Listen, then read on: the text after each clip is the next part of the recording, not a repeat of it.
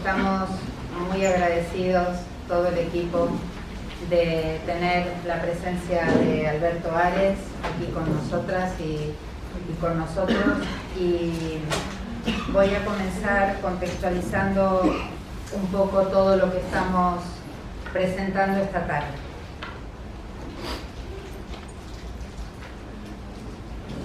Hoy este espacio quiere ser un espacio de reflexión, de cercanía y también de mucho cariño, porque nos encontramos con personas muy queridas en la casa.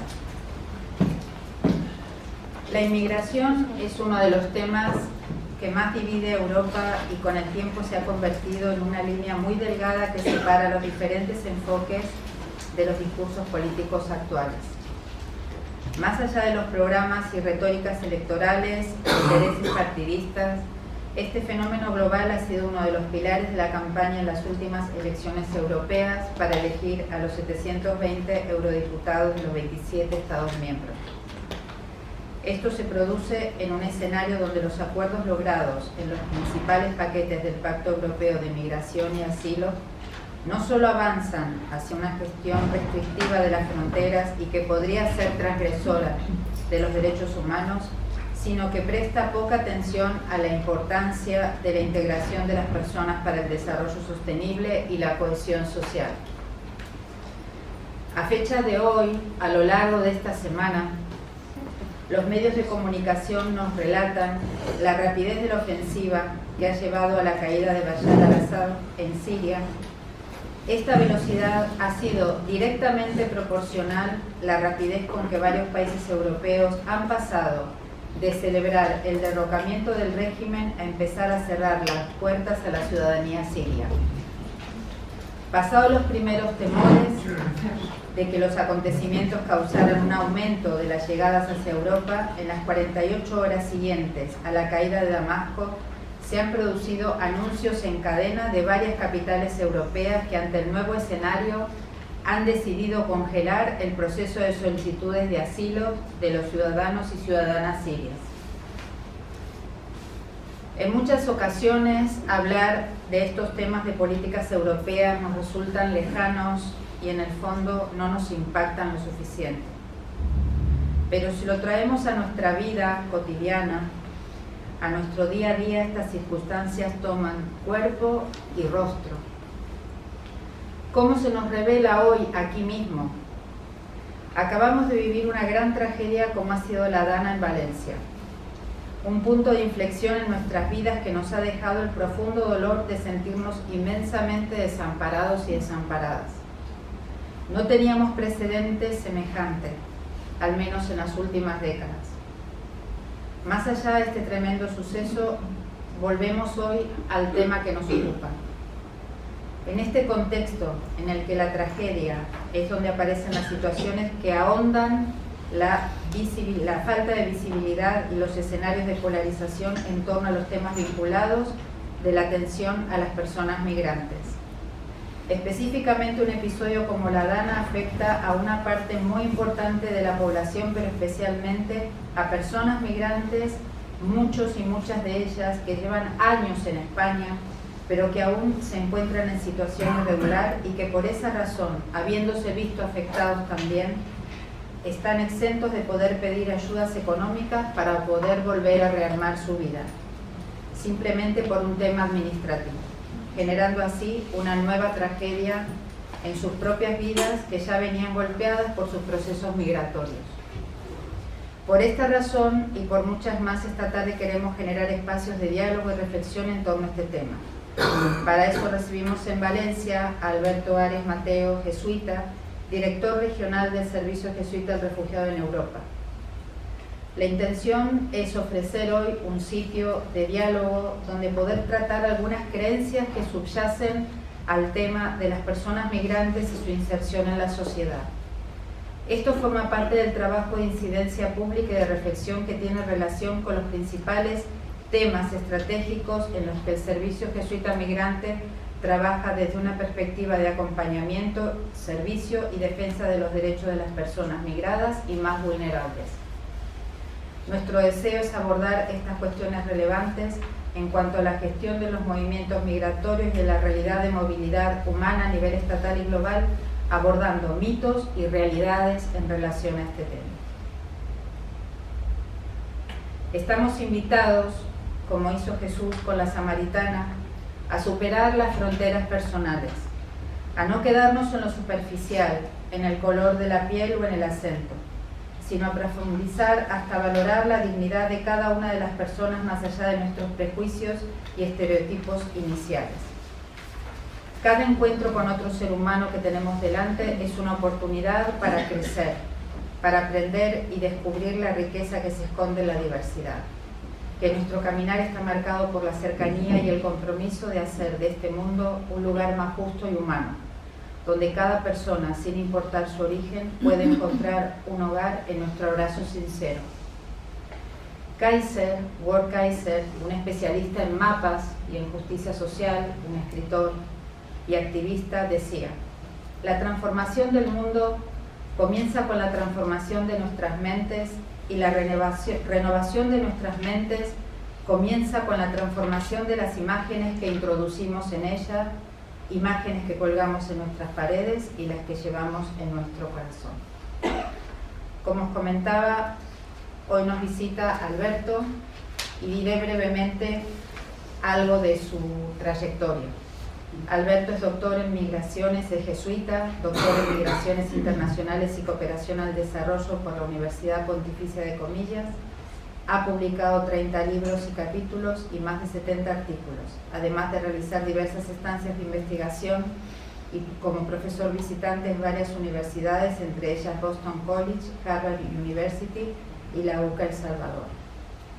Su trabajo le ha llevado por todo el mundo, Estados Unidos a Brasil, de México a Marruecos, de España a la India y El Salvador a Albania.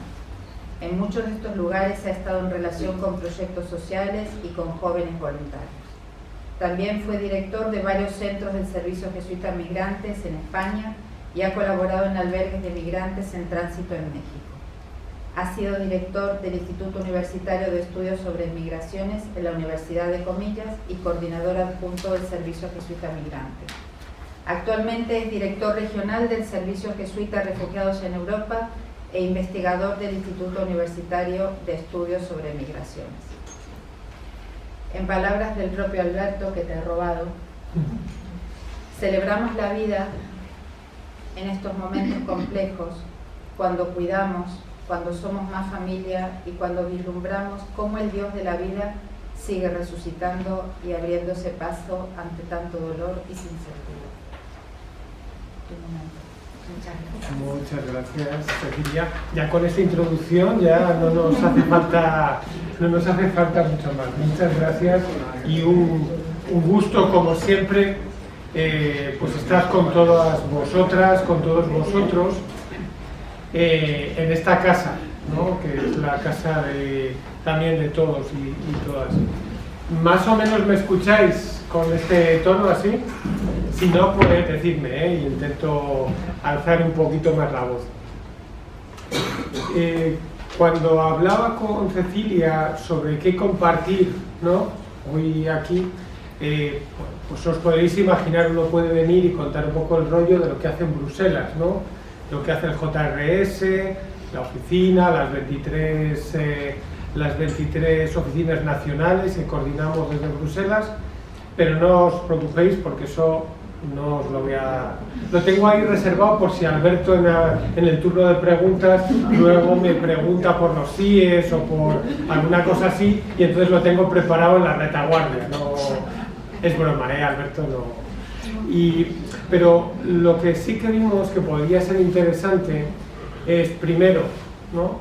Poder dialogar con algunos mitos que hoy en día, y especialmente en este último tiempo, yo digo en los últimos meses, último años, escuchamos sobre la realidad de las migraciones, nos roban el empleo, vienen a invadirnos, bueno, tantas de estas cosas que uno escucha en la parada del metro, la peluquería o en el supermercado o qué sé yo, en tantos sitios, ¿no? No digo yo que sea generalizado, pero a veces en los titulares de los periódicos. Bueno, pues dialogar sobre algunas realidades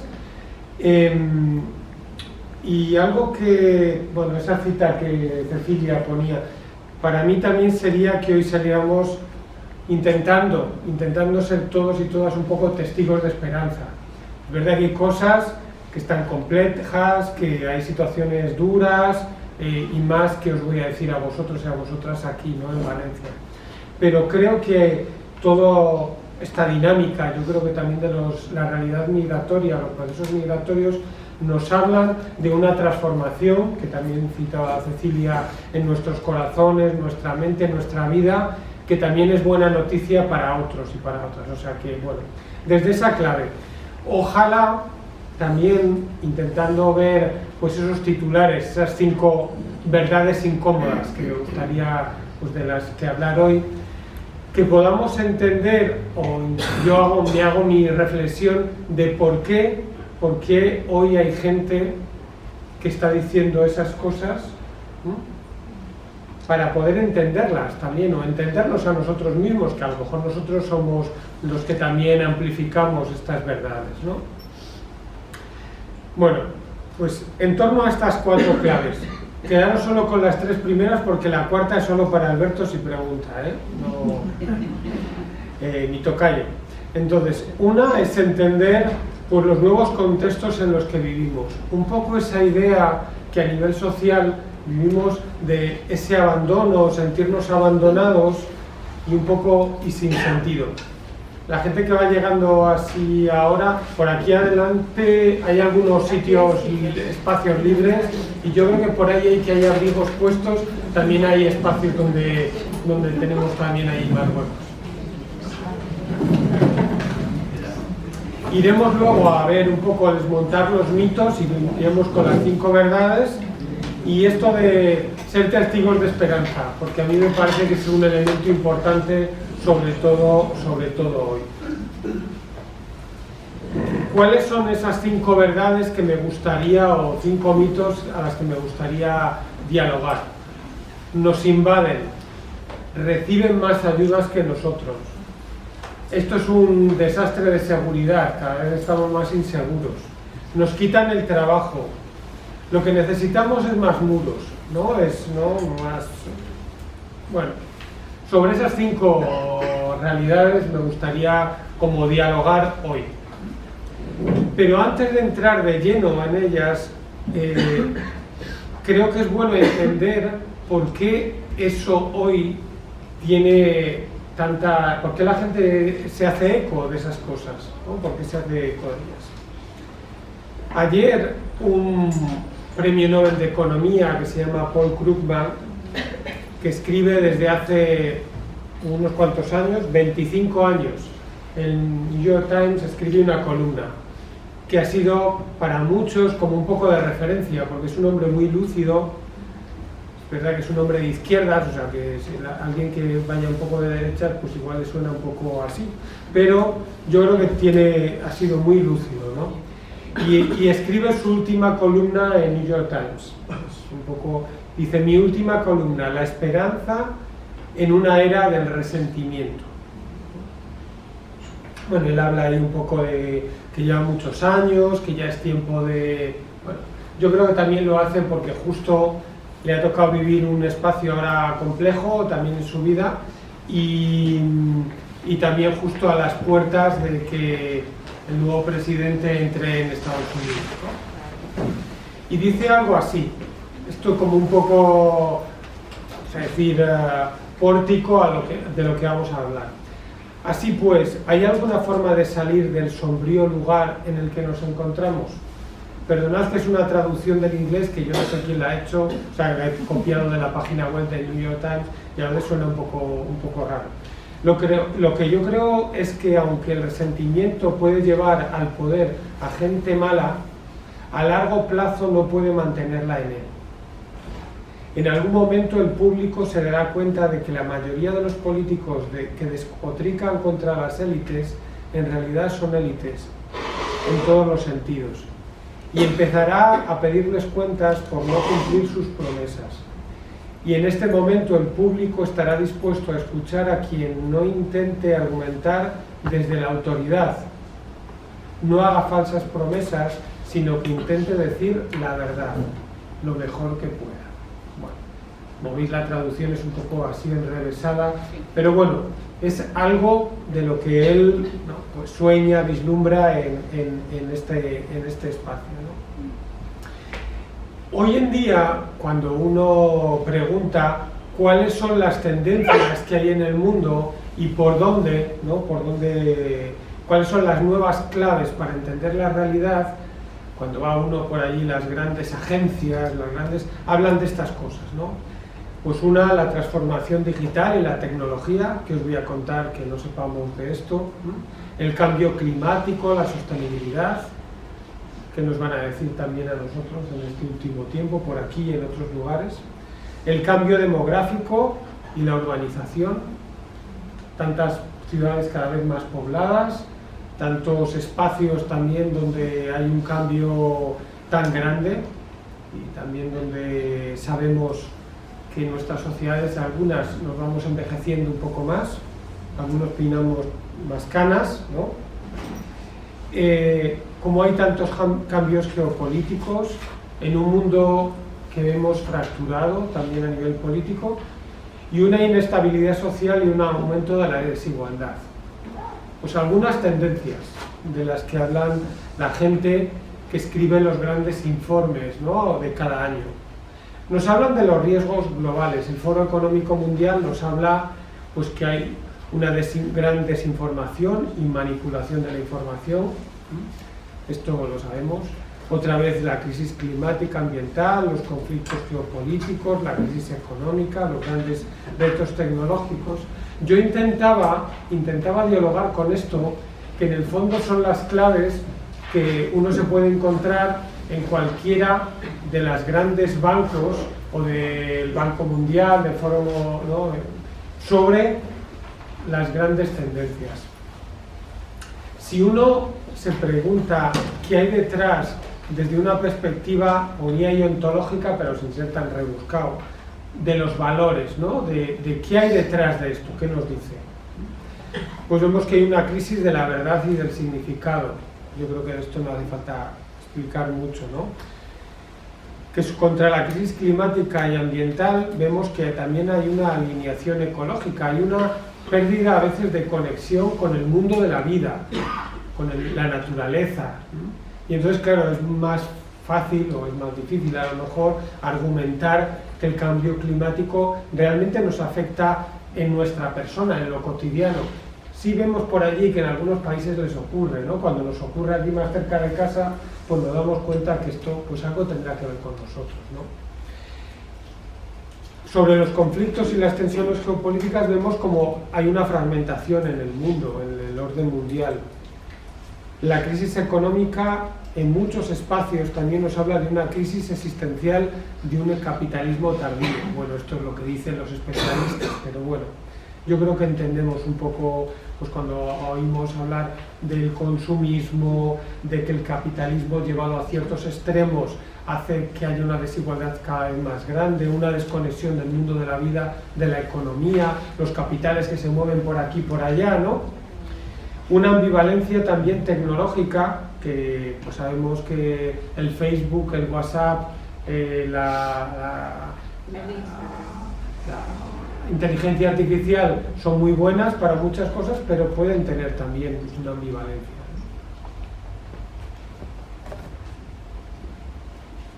Lo que hemos descubierto en este último tiempo es que este caldo de cultivo hace que mucha gente se sienta un poco abandonada,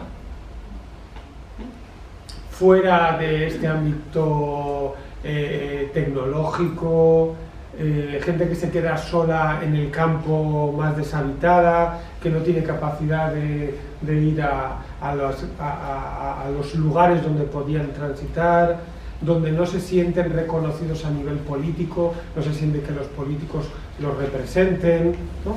Hay muchos de estos contextos, no voy a ahondar en ellos, pero... Y una pérdida de sentido, lo que en otros momentos allí en la Unión Europea uno se le llenaba la boca de la solidaridad, la corresponsabilidad, ¿no?, la dignidad, ahora parece que hay un poco el sálvese quien pueda y muchos de los países van a las cumbres, con un poco la checklist, ¿no? A ver si conseguimos qué hay de lo nuestro.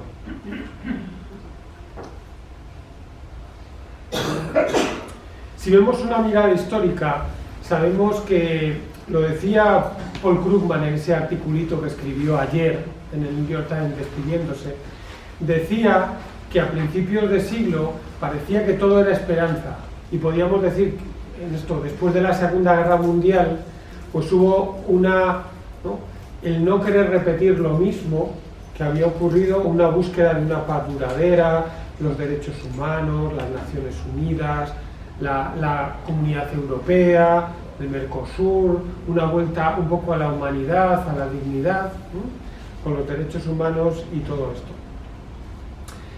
Es verdad que las tendencias políticas, después de la caída del muro de Berlín, en aquel caso, pues nos quedamos un poco como diciendo la democracia liberal global es el futuro, y allí es donde nos vamos a encontrar todos y todas. Los derechos humanos, el Estado de Derecho, un poco la propiedad privada, la separación de poderes, la democracia representativa. No os voy a hablar de esto, que seguro algunos saben mucho más que yo, ¿no? Pero este era el horizonte que parece que la sociedad global un poco buscaba, ¿no?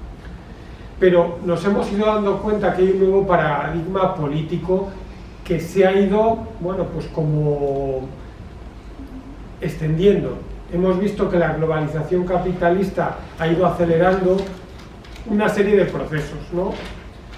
Una mayor desigualdad en muchas partes del mundo y un modelo urbano masivo de grandes macrociudades, ¿no? Con lo que ello ha significado.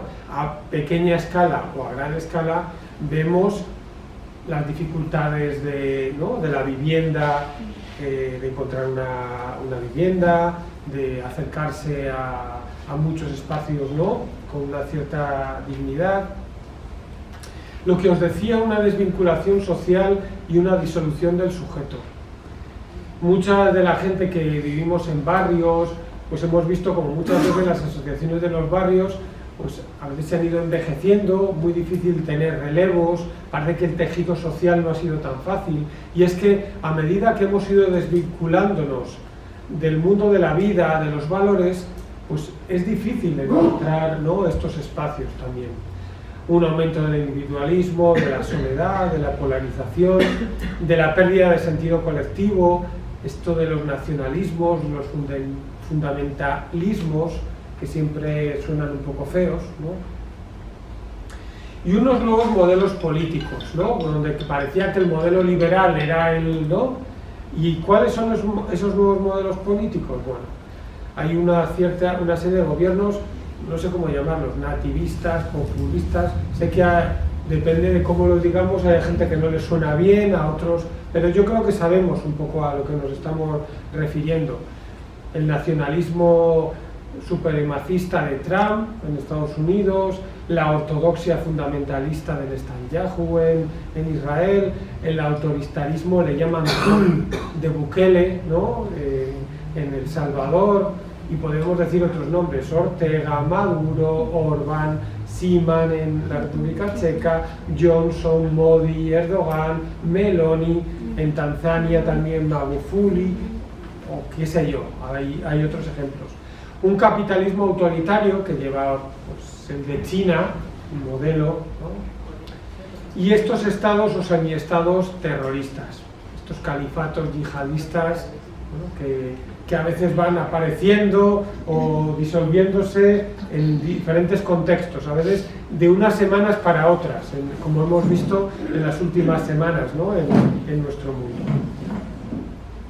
Lo que parece es que hemos pasado de un orden mundial al que muchos de los que estamos por aquí estábamos acostumbrados, el de la Guerra Fría, que era el bloque capitalista y el bloque comunista, aunque ahora ya nos suene un poco así trasnochado, yo creo que haber otros nuevos bloques, vamos a decir, el bloque de la democracia liberal y el bloque este de la nueva era, con estos nuevos, vamos a decir, gobiernos, pues vamos a decir, más nativistas, con ese capitalismo más controlado, con estos nuevos que algunos hasta han hecho pues sus nuevos acuerdos.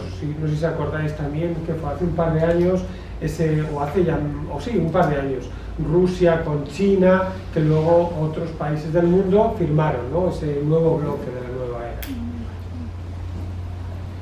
Simplemente que nos quedemos con esta un poco idea en la cabeza.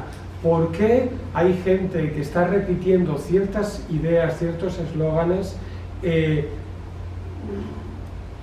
les mueve por dentro, ¿no? Esto del abandono, del nihilismo, de la falta de sentido, creo que tiene una parte de unas amenazas, pues por miedo, por esa distopía. Esto de las distopías es las series estas de Netflix que empiezan, o de otras cosas, ¿no?, otras películas futuristas que dicen en el año 2050 el cambio climático ya no va a haber mundo, todo es un desastre, bueno, sabéis estas series, ¿no? Y donde siempre aparece un salvador o una salvadora que va... Esto es lo que estamos viendo también con muchas de estas personas, ¿no?, que están saliendo en algunos países, ¿no? Parece que en vez de involucrarnos nosotros, lo que necesitamos es alguien que nos deje, bueno, virgencita, virgencita, que me quede como estoy, aquí sálvese quien pueda, pero que haya alguien que me salve por allá. Y estamos acostumbrados, lo que pasa es que a veces estas cosas, perdonadme que a lo mejor la comparación es un poco fuerte, pero sabéis que Hitler fue al poder en unas elecciones democráticas, con un descontento social enorme, ¿no?, en Alemania, en Austria, enorme. Y bueno, la gente votó, él hizo unas promesas muy fuertes y las consecuencias sabemos cuáles han sido, ¿no? A ver, entenderme, no quiero que dramaticemos la situación, pero yo creo que tenemos que tomar en cuenta lo que significa también, ¿no?, esto. Sobre esas tendencias a nivel, vamos a decir, general, aparecen muchos de los eslóganes de los que vamos a hablar hoy. Sobre esa inestabilidad social, el aumento de la desigualdad y todo esto, aparece mucho de las inseguridades personales y comunitarias.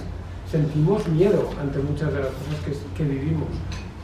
No tenemos respuestas tan fáciles como parece que teníamos anteriormente. Tantos cambios geopolíticos afectan al empleo, afectan a las estructuras, a los servicios, ¿no?, a la sanidad. Desde la crisis del 2007-2008 todos sabemos pues, lo que hemos estado viviendo, una desmantelación en muchas de nuestras sociedades occidentales, ¿no?, vamos a decir, el estado del bienestar o de muchas de estas cosas, ¿no?, de seguir cada 2 por 3 preguntándonos y mirándonos al ombligo qué es ser valenciano, qué es ser español, qué es ser marroquí, qué es ser argentina, qué es, ¿no? Esto de los cambios también a nivel de transformación, ¿no? Estos nos vienen, ya no hay manera de encontrar una vivienda, estos inmigrantes se van a, ¿no?, ya no hay manera de encontrar una casa porque nos están invadiendo. ¿No veis allí los cayucos, no veis los telediarios todas las mañanas o todos los días, ¿no? Vamos a dialogar con esto, ¿no? Vamos a dialogar con esto, porque muchos de los migrantes se han convertido en chivos expiatorios de los males sociales. Sin duda, yo creo que esto es algo que no escuchamos tan cotidianamente, pero yo creo que es una gran realidad. Vamos a ir desmontando cada una de estas, 5 realidades. La de nos invaden. Cuando uno mira las estadísticas a nivel mundial, a nivel internacional, a nivel europeo y a nivel español, uno se da cuenta que los niveles de migración han sido relativamente estables en los últimos años. A nivel mundial, todos los movimientos migratorios representan un 3% de la población mundial. Aunque hablemos de millones de personas en movimiento, es que somos muchos en el mundo, que parece que no somos muchos. En color naranjita o rojito está la migración irregular y en azul la migración regular, anualmente desde el año 2014 al año 2023. La migración irregular representa en todos estos años de un 5 a un 10% de la migración que cada año llega a Europa. Si tuviéramos las cifras de España, no las he puesto aquí para no aburriros, serían más o menos las mismas. Es verdad que dependen un poco, ¿no? Dependen. O sea que parece que vemos las pateras y llegar la gente que llega por el Mediterráneo y nos creemos que son los grandes números. No, no. Las personas que llegan a España, por ejemplo, imaginaros que el informe España 2050 que escribieron los grandes empresarios, ¿no? Políticos, decía que España necesitaba en torno a entre 200, 300.000 inmigrantes al año. Veréis luego cifras, no os quiero aburrir con esto, de aquí al 2050, para poderse sostener pues, nuestro mercado laboral. No querían decir esto, pero lo digo yo, nuestro sistema de pensiones, para que los que estamos por aquí podamos cobrar nuestras pensiones, aunque ya las hemos cotizado, no, cuidado, pero y tantas otras cosas. También a nivel de la Unión Europea, la población que representa las personas que han nacido fuera de nuestro territorio, pues son un 6%, un 8%, como veis, cifras que si se comparan con otras regiones, con otros países, perdonadme que no veis ahí, ya lo sé yo, algunas de estas cosas, pero son, si comparadas con otras regiones del mundo, pues tampoco son tan grandes. Mucha gente se cree que las razones para emigrar a Europa es, bueno, para encontrar asilo, ¿no? Mucha de la gente que llega a Europa viene pues, con sus familias, o porque viene a reubicarse con sus amigas, sus familias, a buscar empleos, pero porque también se necesitan esos empleos, y una pequeña parte es dentro del asilo. De hecho, las personas que buscan refugio en Europa en estos últimos años, primero, los refugiados que llegan a Europa son el 10% de los refugiados y de todos los desplazados que hay en el mundo, que algunos se cree que aquí a Europa llegan el 80% de los refugiados que hay en todo el mundo, un 10%. En porcentaje, los refugiados representan en Europa un 1,5% de la población de toda la Unión Europea. 1,5. No son datos que los digo yo, los dice la Comisión Europea. Bueno, la razón, los países de donde llegan, algunos dicen, no, es que África nos va a invadir a Europa. Bueno, la gente de donde llega, pues llega de África, llega de Asia, llega de Medio Oriente, de Latinoamérica, llegan también de Europa, de otras partes que no son de la Unión Europea. En España, y en esto voy un poquito más rápido porque lo conocéis bien, sabéis que somos casi 49 millones de personas. Son datos sacados del Instituto Nacional de Estadística, las últimas partes. De ellos, nacidos en España, 39 millones y pico, casi 40. Y nacidos fuera de España, más de 9 millones. Más de 9 millones. O sea, más del 20% de la población ha nacido fuera de nuestro territorio. Todavía estamos diciendo por ahí que a ver si podemos acoger, hijos míos, hijas mías, si llevamos más de 20 años conviviendo, trabajando, incorporándonos y seguimos poniendo el foco en la frontera, ¿no? O sea, creo que necesitamos cambiar un poco el discurso, ¿no? El discurso. ¿Dónde viven las personas migrantes? Ahí vienen por colores. Las personas que están bueno, así como rosa, o las personas que vienen de América, que están distribuidas de una forma, en verde las que vienen de África, y en azul las que vienen de Europa, de otras partes que no son de la Unión Europea. O sea, llámese Rumanía, Bulgaria, Moldavia, Ucrania, donde sea. Alguno podría decir, Bueno, pero Alberto, no me cuadra, ¿no? Porque las noticias dicen que las personas migrantes son entre 5 o 6 millones de personas y tú me dices que hay más de 9 millones de personas que han nacido fuera de nuestro territorio. Sí, pero es que de esas 9 millones de personas ya hay 3 millones que son ciudadanos españoles. Porque llevan ya años, porque ya se sienten parte de nuestra vida y siguen aportando igual que el resto, ¿no? Bueno, porque lo tengáis un poco. España lleva creciendo desde el año, sobre todo desde el 2010, sigue creciendo y en población por las personas migrantes. Porque nosotros, más o menos en torno a ese año, hay en España más personas de las que mueren que de las que nacen. De las personas nacidas en España. Si desde el 2010 vamos aumentando población, es por la población migrante. Que gracias a ellos, yo estudié administración de empresas ya hace unos cuantos años, y decía el profesor, un profesor de política económica, decía, nuestro sistema de pensiones va a colapsar. Lo decía a finales del siglo pasado, que yo ya acabé la carrera por ahí en el 94, en el 95, ¿no? Ya lo decía. ¿Y por qué no ha colapsado? Bueno, las poblaciones que son más numerosas en este último año, de dónde han venido, pues veréis ahí de Colombia, de Marruecos, de Venezuela. No os voy a hablar ahora de qué ocurre, ¿no? Pues ha habido un crecimiento, como habéis visto, de la población de origen inmigrante, una feminización también de nuestra migración, de ser una migración prácticamente masculina a ser una migración más, ¿no?, balanceada, pero más feminizada también, más joven, con un nivel de estudios que, pues, más elevado de lo que nosotros nos creemos, ¿no? Porque la gente que emigra no emigra la gente más pobre, ni la menos formada.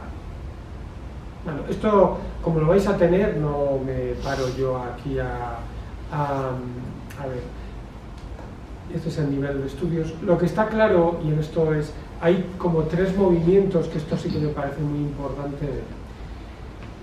Ya, ojalá dejemos de decir que a ver si acogemos, a ver, la población de origen inmigrante en España está permaneciendo, porque lleva muchos años, está bien arraigada y está dando lugar a una nueva sociedad. No hay nada más que ir a los colegios de primaria en cualquier sitio y mirar la diversidad, las familias, ¿no?, la gente que, o por aquí en la sala.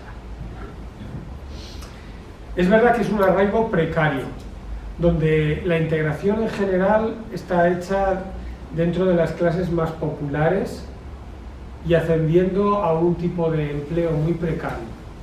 Esa es una realidad, no de todo el mundo, pero sí. Y la inmigración ya no es un elemento externo, sino un elemento estructural.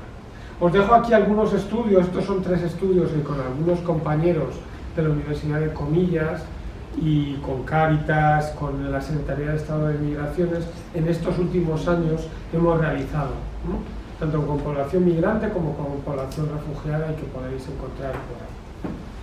La segunda es, reciben más ayudas.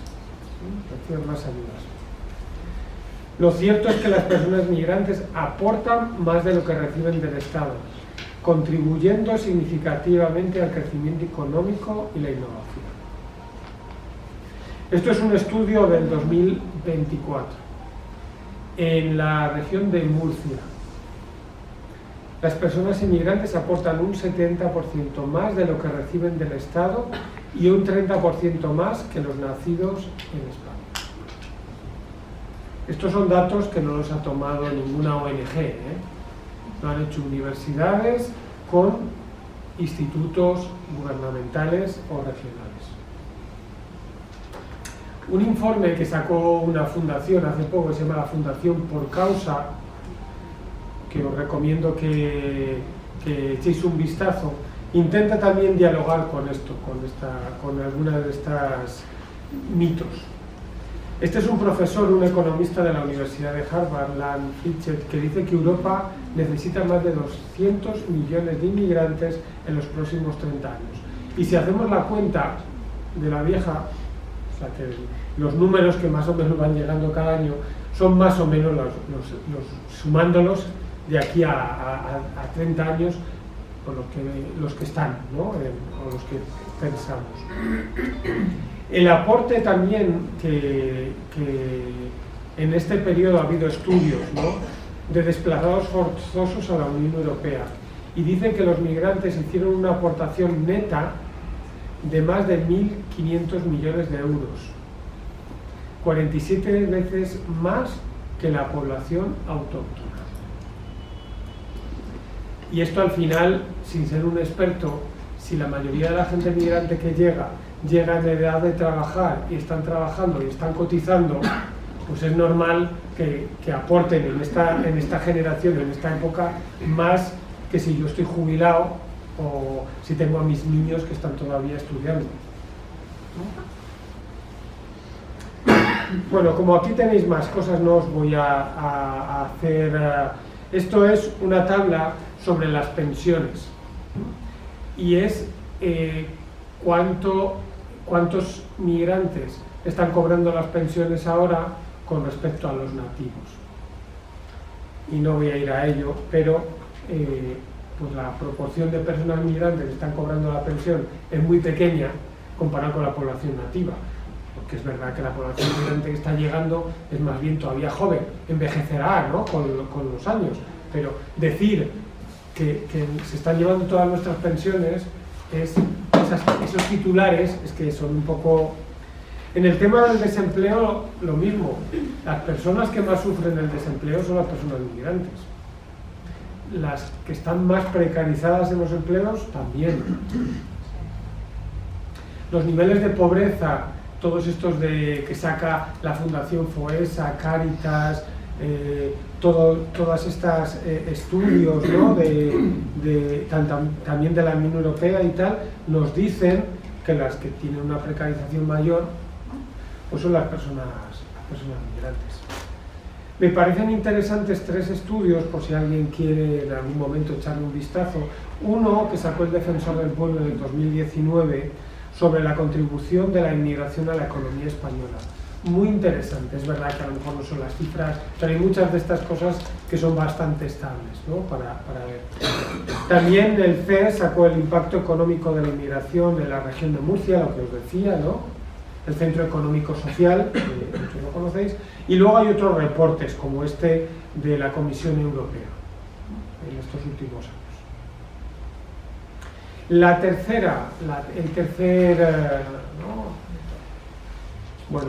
Menos seguridad, ¿no? Con más migración, más inseguridad.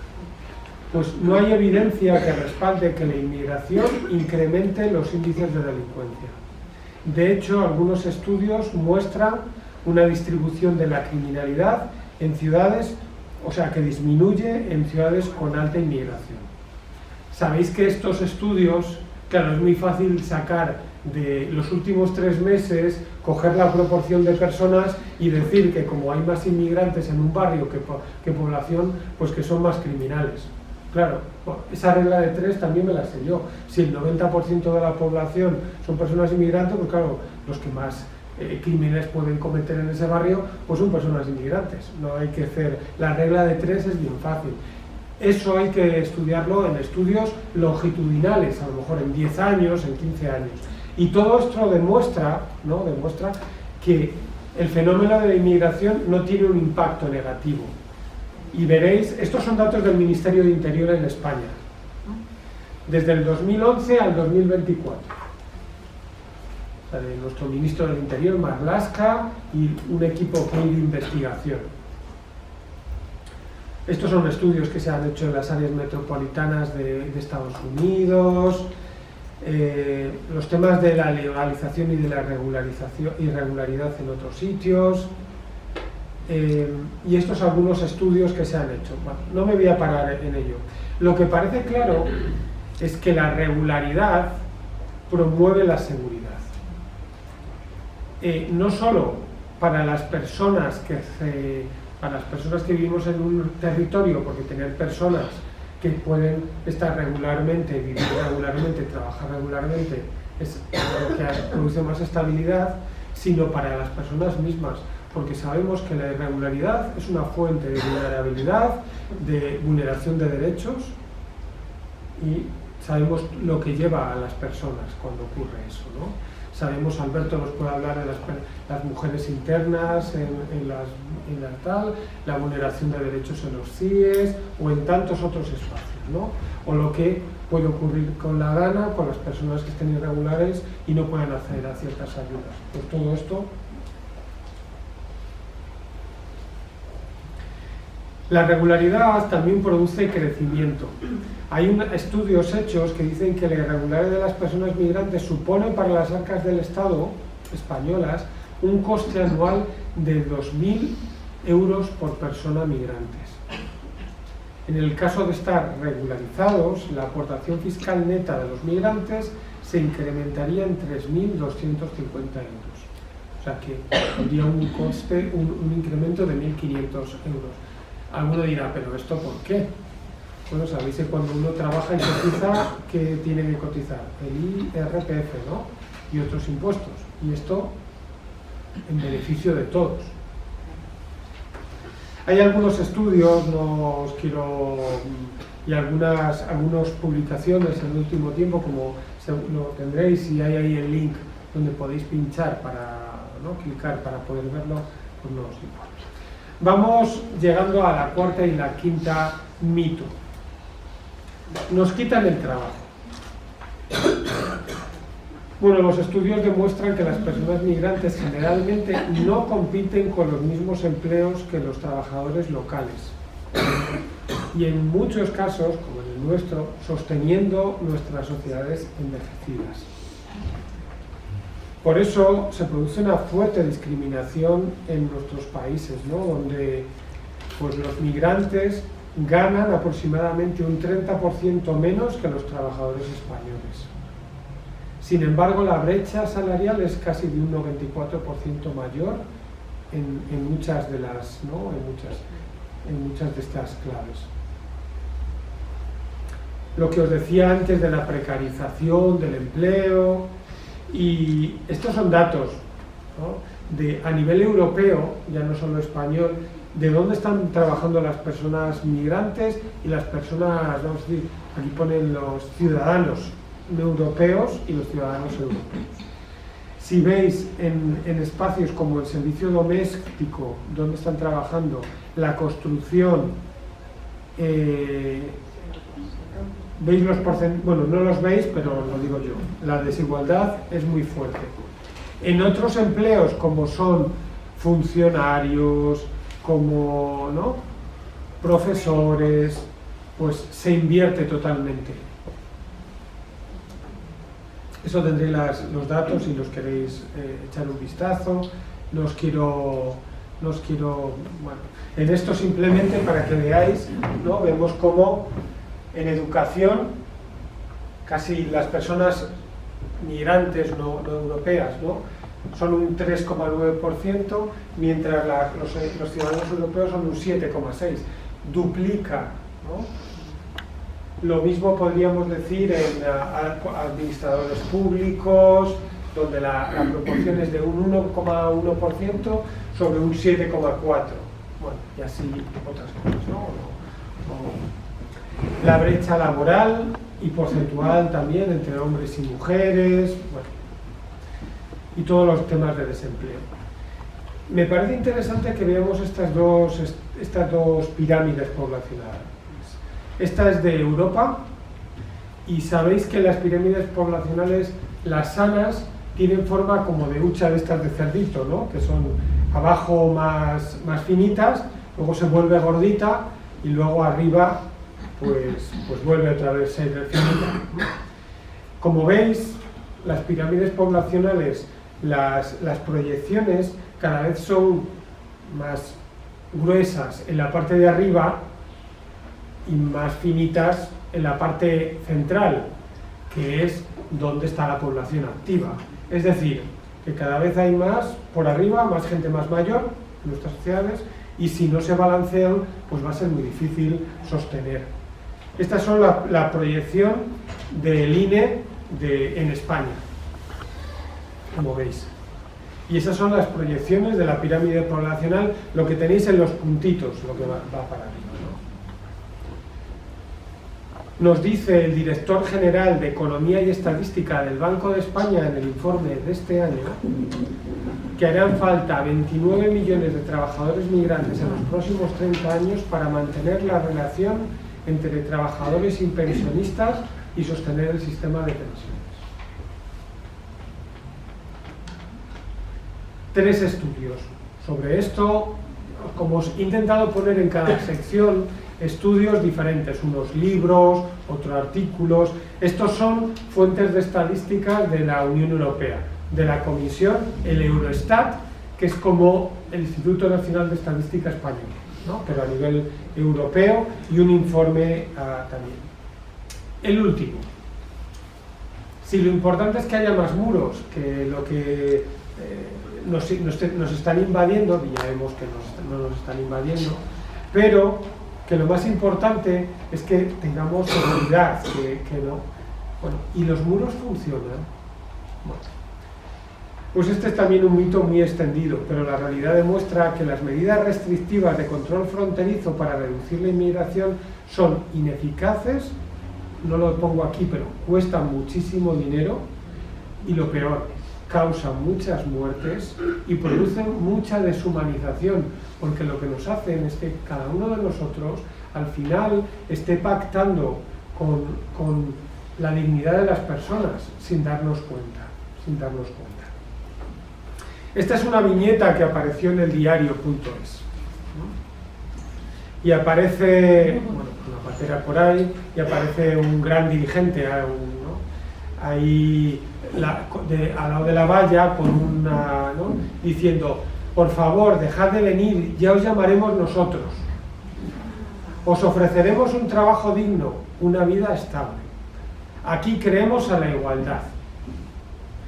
Y vosotros sois iguales que el coltán. El coltán, ¿sabéis cuál es? Este mineral que se utiliza para hacer los móviles y los microchips, ¿no? Que el uranio, que los diamantes, que cualquier producto explotable de África. Bueno, una viñeta muy cruel, ¿no? Como vemos, muy dura, pero muy cruel. El muro, o los muros, hoy en día han crecido 10 veces más desde el año 1990. Solo en la última década, en el espacio Schengen, que es un poco el europeo, han pasado de tener 315 kilómetros a desplegar más de 2.000 kilómetros de vallas y muros, sobre todo por el sur y el este de Europa.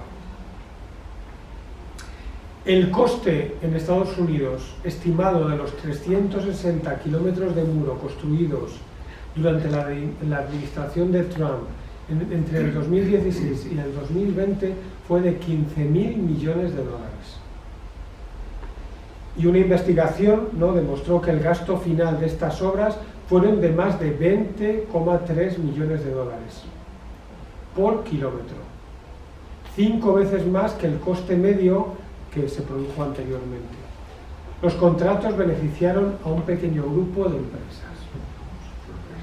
Sorpresa.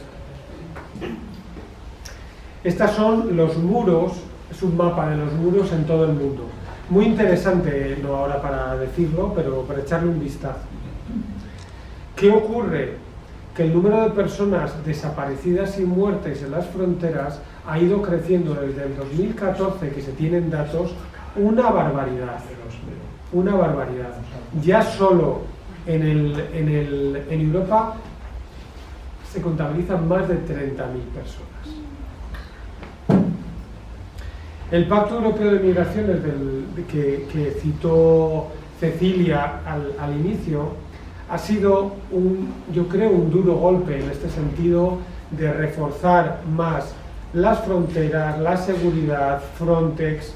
¿Y a dónde nos lleva? veis en esto de amarillo rojito, a mayor detención, a mayor vulnerabilidad, a falta de garantías, a mayor insolidaridad, a vulneración de derechos básicos, a externalización de las fronteras, que ahora veremos una imagen que habla un poco de esto, a una instrumentalización. Alberto, perdona que te cite así, pero me contaba, decía, Alberto, ¿te has enterado que van a abrir un centro por ahí en Algeciras, un gran centro de detención? Pues parte tiene que ver con el pacto, ¿no? Donde se priman los grandes centros sobre la acogida comunitaria, que aparece también en algunas partes del pacto, pero que no están desarrolladas. Esta es una imagen, ¿sabéis cuál es esa bandera, la de ahí rojita? Es la de Albania. ¿Y sabéis ese que lleva así como la camisa o la bandera, de qué color tiene la bandera y la camisa? De Italia, ¿no? Bueno, pues la externalización nos habla también de eso, de intentar, como sabéis, llevar a los procesos de asilo a otros lugares. En el Reino Unido se hablaba también de lo mismo, pero en Ruanda. ¿Veis la viñeta? El Brexit fue uno de estos elementos, ¿no? Que sobre todo fue el mantener las fronteras, la migración. Lo que está claro del Brexit es que económicamente ha sido un desastre. A nivel de personas, a nivel social, yo creo que también, donde hay una falta de empleados sanitarios, educativos, de simplemente personas que con los autobuses, que lleven las mercancías, tantas cosas. Acabo con esto del Papa Francisco, ¿no? Que dijo hace algún tiempo, todos los muros caen, hoy, mañana o dentro de 100 años, pero todos caen. No es una solución, el muro no es una solución, construyamos puentes y no muros, puentes que nos permitan derribar los muros de la exclusión y la explotación, pasemos de la cultura del rechazo a la cultura del encuentro. Bueno, aquí hay 3 estudios sobre esta última parte. Uno, el que os decía, de la Fundación Por Causa, otro es un artículo escrito con una compañera de JRS sobre una mirada desde la doctrina social de la Iglesia del Pacto Europeo sobre Migraciones y Refugio, y otro, un último libro publicado sobre los mitos de la migración, de Heinz de Haas, uno de los grandes expertos también a nivel mundial. Bueno.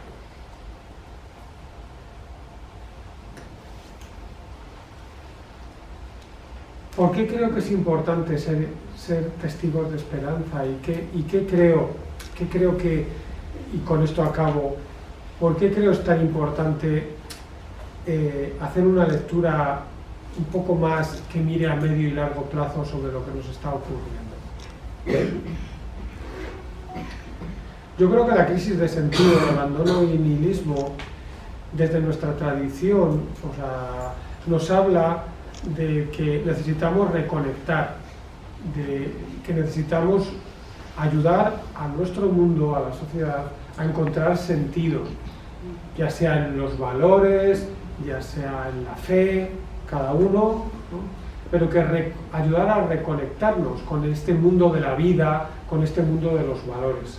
Creo que un espacio muy importante para nosotros es el espacio de comunidad. Hace poco nos decía una experta en el Parlamento Europeo que la Unión Europea, recordarnos que nació como un nombre muy claro, como comunidad europea, como comunidad. Y el espíritu de comunidad es muy importante. Por eso creo que ser testigo de esperanza a nivel estructural, a nivel, ¿no?, generar comunidad, habla de políticas más humanas, más universalistas, que enfrenten los grandes retos sociales y más inclusivas. Y a nivel, vamos a decir, más personal o más comunitario, de intentar, eso que el Papa Francisco nos decía en la Fratelli Tutti, de ser más hermanos y hermanas, de la fraternidad, de la búsqueda de sentido, de mayor discernimiento, de mayores alianzas. En el fondo, y esto algunos me lo habéis escuchado más veces, necesitamos vivir más enamorados, que nos ayudemos a cada uno como lo sea, como lo entienda, ayudarnos cada cierto tiempo a dar un paso atrás, mirar nuestra realidad y decirnos ¿dónde me apoyo, dónde me enraizo, de dónde vivo?